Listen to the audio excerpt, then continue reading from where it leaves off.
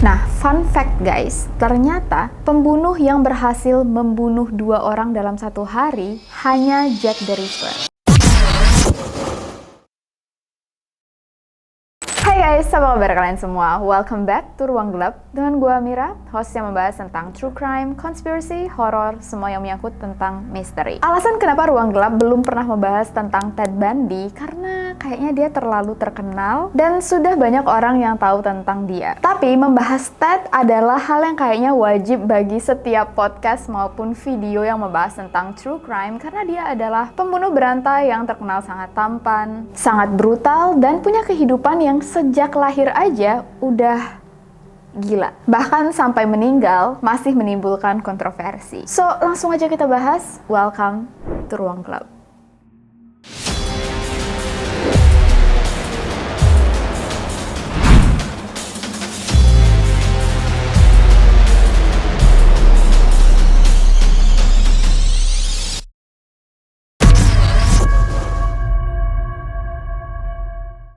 Louis adalah seorang remaja yang tiba-tiba mendatangi kedua orang tuanya suatu hari untuk mengaku kalau dia sedang hamil. Saat ditanya siapa ayah dari anak yang dikandungnya, Eleanor selalu tidak bisa menjawab. Kadang-kadang dia menjawab dengan nama yang berbeda-beda dan orangnya selalu nggak jelas. So, sampai sekarang tidak ada yang tahu siapa yang menghamilinya. Nah, supaya tidak membuat malu keluarga, Eleanor dikirim ke rumah khusus yang menampung remaja-remaja yang hamil di luar nikah yang berada di kota lain, di kota Vermont. Eleanor baru boleh pulang setelah dia melahirkan bayinya, bayi yang diberi nama Theodore Robert Cowell atau yang akan kita panggil dengan Ted Bundy. Begitu Eleanor pulang ke rumahnya di Philadelphia, keluarganya sudah menyusun skenario. Mereka akan memperkenalkan Ted pada orang-orang sebagai anak yang mereka adopsi dari panti asuhan, tapi diadopsi oleh kakek dan neneknya. Sedangkan Eleanor, ibunya, akan diperkenalkan sebagai kakak tirinya. Gila banget kan? Tapi ya namanya juga rahasia, pasti pada akhirnya akan terungkap. Ted akhirnya mengetahui bahwa kakak tirinya, Eleanor, adalah ibu kandungnya dari sepupunya sendiri. Bahkan rumornya ayah kandung Ted adalah kakeknya sendiri. Jadi Ted adalah hasil hubungan incest terlarang antara ayah dan anak. Dan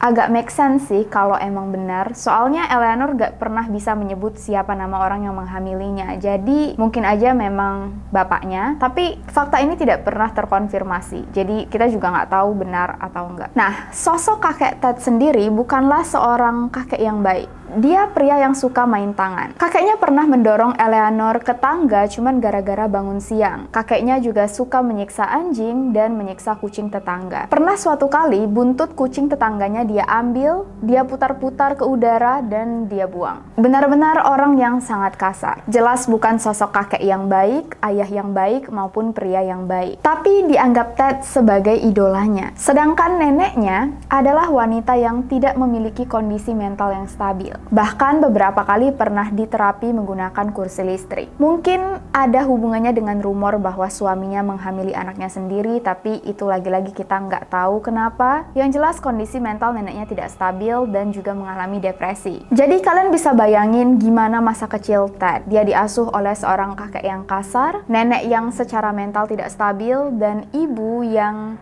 secara emosional tidak dekat sama sekali. Ada satu cerita yang sangat terkenal tentang Ted. Waktu dia berumur 3 tahun, dia sempat menjajarkan pisau-pisau dapur di sebelah kasur tantenya yang sedang tidur. Waktu tantenya bangun, dia melihat Ted duduk di pinggir kasur sambil tertawa. Kalian bayangin, anak umur 3 tahun. Beberapa tahun kemudian, Eleanor menikah lagi dengan seorang pria bernama Johnny Bundy. Dan dari sinilah nama Ted berubah menjadi Ted Bundy. Ted tumbuh menjadi pria yang sangat narsis dan materialistik. Waktu tahu ibunya menikah dengan seorang koki kecil, Ted merasa malu. Nah, Ted sadar dia ganteng. Dan kegantengannya membawa banyak keberuntungan. Dia menyadari banyak orang yang tertarik dengannya. Ted lalu kuliah di University of Washington, di mana dia bertemu dengan seorang bernama bernama Stephanie Brooks. Dan ini hanya nama samaran. Nanti kalian akan tahu kenapa nama aslinya disembunyikan. Stephanie adalah wanita yang agak sedikit lebih tua, cantik, pintar, berasal dari keluarga politikus yang kaya, dan memiliki rambut panjang berwarna coklat tua dengan model belah tengah. Detail ini sangat penting.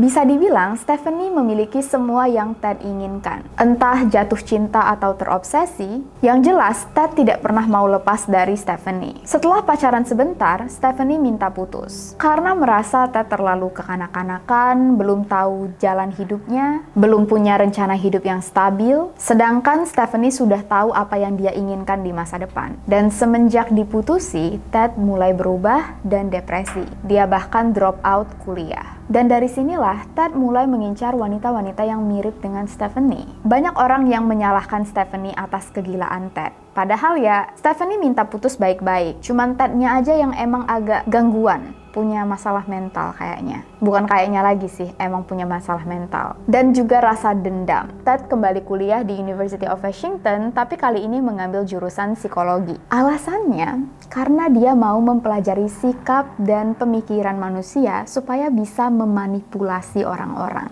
Monster. Ted juga mulai bergabung di dunia politik, dan ternyata punya reputasi yang bagus. Ted lalu berpacaran dengan seorang wanita bernama Liz Kendall. Lagi-lagi nama samaran. Wanita yang sudah memiliki satu anak berumur 3 tahun. Setelah lulus kuliah psikologi, Ted kuliah lagi di University of Utah Law School karena ingin melanjutkan karirnya di dunia politik. Dan ternyata Ted bertemu Stephanie lagi. Ted menampilkan dirinya sebagai seorang pria yang sudah berubah dan dewasa. Padahal Ted selingkuh di belakang Liz. Stephanie dan Liz sama-sama tidak tahu bahwa mereka diselingkuhi. Nah, suatu hari Ted melamar Stephanie.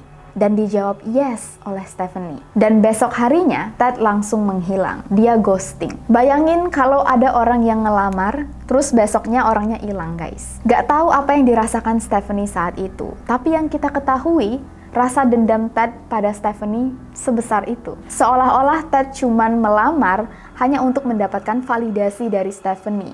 Seolah-olah dia pengen menang. Setelah dia dapat jawaban yes, dia udah nggak peduli lagi. Langsung ditinggalkan. Jadi kalau ada yang bilang Ted mencintai Stephanie, rasanya agak gak masuk akal aja. Kalau dia emang cinta, kenapa dia nggak menikahi Stephanie? Kenapa dia malah lari? Anyway, gak lama kemudian, saat Ted berumur 27 tahun, dia mulai menyerang mahasiswi-mahasiswi yang sangat mirip dengan Stephanie. Ted mulai menyerang korban pertamanya di Oregon. Pada 4 Januari 1974, Karen Sparks berumur 18 tahun, seorang mahasiswi yang tinggal di ruang bawah tanah, tiba-tiba terbangun saat dia melihat Ted membobol masuk ke dalam kamarnya. Ted mengambil salah satu tiang besi dari kasurnya dan langsung memukul badan Karen dengan besi ini. Besok harinya, teman serumah Karen menemukan Karen dalam keadaan yang babak belur bersimbah darah dan warning, tiang besi tadi dimasukkan Ted ke dalam tubuh Karen. Hebatnya, Karen berhasil selamat. Otak dan organnya cacat seumur hidup, terutama bagian reproduksinya. Lalu pada 1 Februari, giliran Linda Ann Healy berumur 21 tahun yang menjadi korban pertama Ted yang tidak selamat. Hari itu, Ted melihat Linda di bar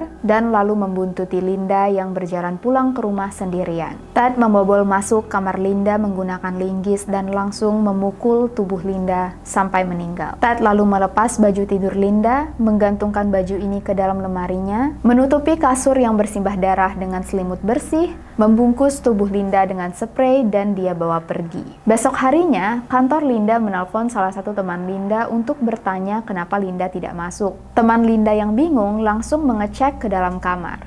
Awalnya kamar terlihat bersih, tapi waktu selimut dibuka, barulah terlihat kasur berlumuran darah. Dan di dalam lemari ada baju tidur yang juga berlumur darah. Tubuh Linda tidak pernah ditemukan. Yang berhasil polisi temukan hanya tulang rahangnya saja. 4 korban selanjutnya dinamakan kerangka di Gunung Taylor karena semuanya ditemukan di Gunung Taylor, tempat di mana Ted mengumpulkan semua jenazah korbannya. Korban pertamanya bernama Donna Manson, berumur 19 tahun dan seorang mahasiswi. Meskipun kerangkanya ditemukan di gunung ini, Ted tidak mau menceritakan bagaimana dia menculik dan membunuh Donna. Kedua, wanita bernama Susan Rancourt, berumur 18 tahun.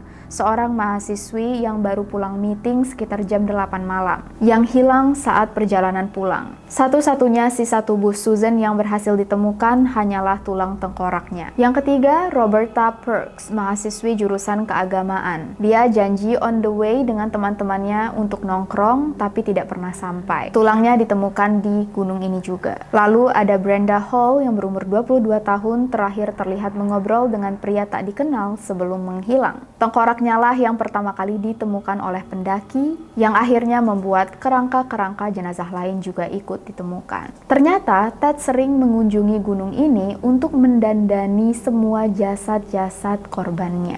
Dia pakein baju, make up. Bisa kalian bayangin Ted malam-malam sendirian masuk ke dalam hutan belantara dan main dengan jasad-jasad korbannya. Dan Ted belum puas guys. Dia masih lanjut menyerang mahasiswi lagi. Kali ini Georgian Hawkins, seorang mahasiswi berumur 18 tahun yang baru saja pulang dari kampus, secara tidak sengaja bertemu dengan Ted yang pura-pura pincang dan sengaja menjatuhkan buku. Ted lalu meminta Georgian untuk membantunya mengambil semua buku-buku yang berjatuhan. Georgian yang baik hati membantu Ted. Dia tolongin lah. Terus Ted bilang, mobilku di parkiran itu, boleh nggak tolong bawain buku-bukunya sekalian masuk ke dalam mobil? Dan Georgian jawab, oh iya boleh. Jadi mereka berdua jalan menuju mobil Ted, dan begitu Georgian membuka pintu mobil, dia sadar, kok kursi penumpang bagian depan dilepas. Sayangnya, sebelum Georgian sempat bertanya, Ted dari belakang sudah memukul tubuhnya, bagian kepalanya, hingga Georgian pingsan. Tubuh Georgian tidak pernah ditemukan.